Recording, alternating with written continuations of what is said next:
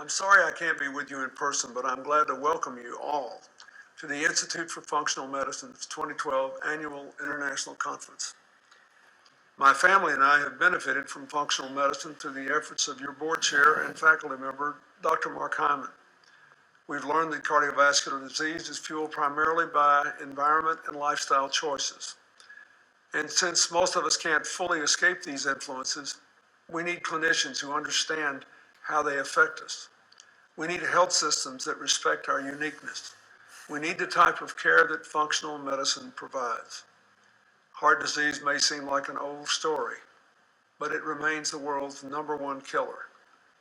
That's why, in addition to convening this remarkable conference, IFM has designated 2012 as the Year of the Heart, so we can all take time to focus on new methods of treating the disease. Thanks for inviting me to speak to you, and I wish you all the best as you work together at this groundbreaking event to help people like me and a younger generation live longer, fuller, more impactful lives.